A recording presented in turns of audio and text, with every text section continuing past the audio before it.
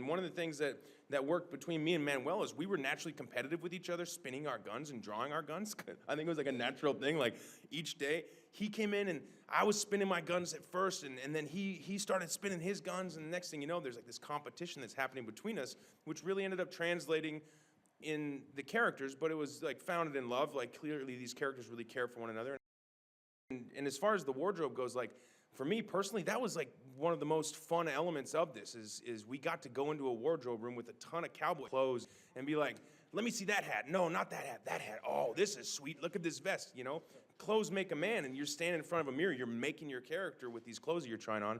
For me, that was like one of the most fun elements, like trying on the different clothes and finding your own personal style and what sets you apart in the 7. And yeah, that was a lot of fun. So we were all there in costume, dressed up, and so we were seeing a lot of the stuff to go down even when we weren't in it, which is nice as an actor because you get an opportunity to sit behind the monitor and actually just watch and observe people working.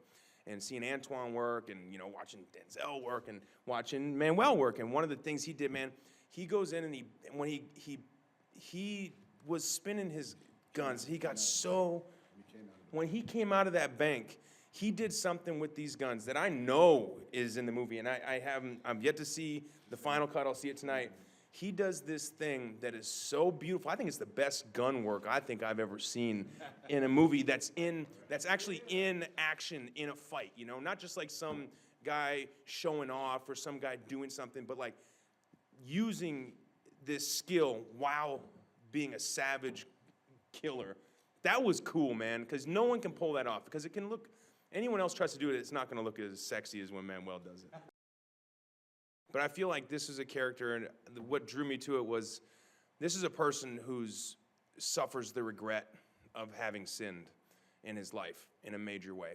You know, I think he carries around some pretty heavy stuff inside of his heart that's convinced him that he's less than savory. He doesn't think that he's a good guy. And when you think you're a bad guy, you let yourself do bad things. And then when you come to terms with the idea that you may be good inside of your heart, I think you have to face the bad things that you've done.